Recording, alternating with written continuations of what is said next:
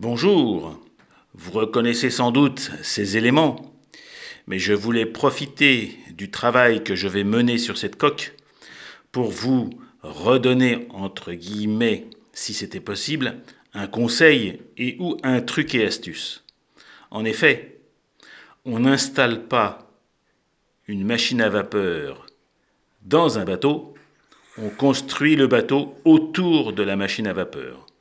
Comme vous le voyez, cet ensemble que je vais installer dans un bateau qui fait quand même 1 mètre de long prend toute la place. Et je dois prévoir dès à présent l'installation complète de mon ensemble vapeur pour pouvoir ensuite rajouter un pont et ou autre structure suivant les idées que nous aurons sur ce projet avec nos amis. J'en profite pour vous rappeler ce que moi je considère comme indispensable dans un ensemble vapeur. Et encore, c'est même pas tout à fait vrai, il manque un élément et vous allez tout de suite comprendre lequel. La première chose, vous aurez un tank à gaz qui va allumer une torche. Moi je veux toujours associer au tank à gaz une vanne de sécurité. Compte tenu de la place dont je dispose, je pense que je vais utiliser cette paroi pour fixer ma vanne de sécurité gaz. Cette sécurité gaz va alimenter ici un régulateur. Il se trouve que celui-ci est un régulateur double membrane JMC. Ensuite, je devrais fixer la torche pour qu'elle soit bien sûr face au tube de chauffe. Ce tube de chauffe sortira par la chaudière. Jusque-là, pas de contrainte. Simplement, si je mets un pont, il faudra, et ou une cabine, je n'ai rien dit, mais il faudra que je prenne en compte ces éléments qui dépassent.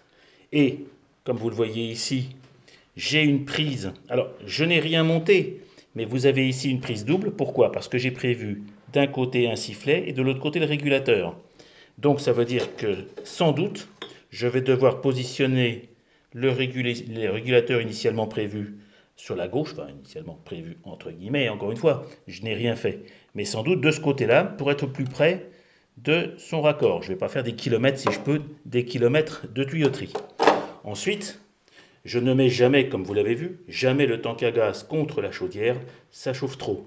Donc, je vais mettre un désuileur au plus près possible de la machine. Alors la machine, vous reconnaissez bien sûr une vanne de registre et son graisseur. Cette machine, que j'ai déjà fait fonctionner par ailleurs, avait déjà une platine. Donc, je ne vais pas réinventer la poudre, je vais utiliser la platine existante.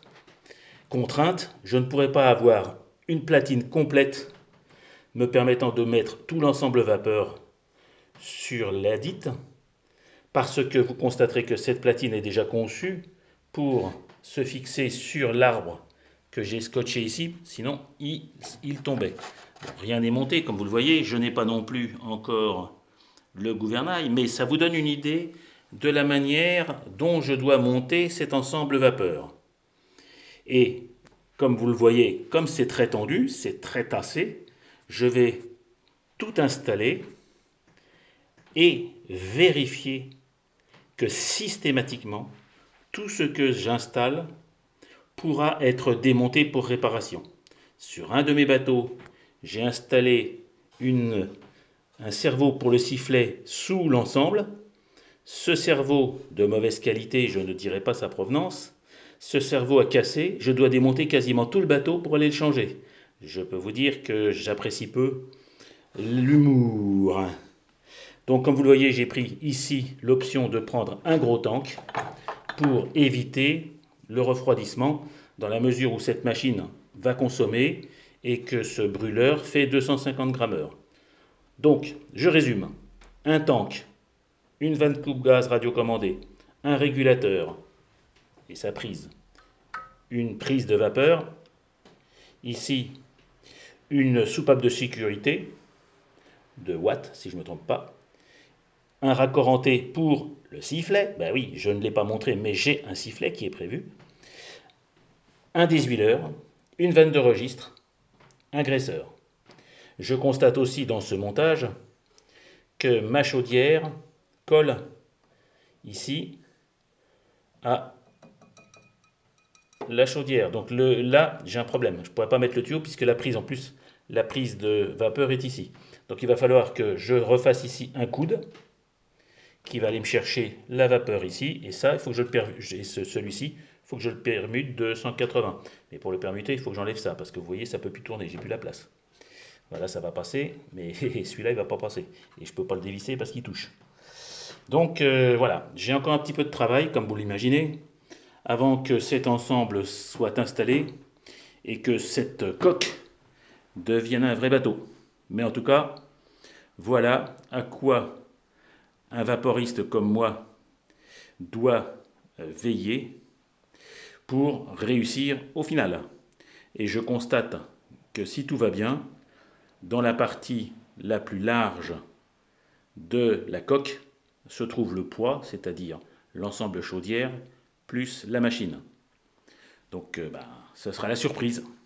Voilà, petite teasing sur cette construction.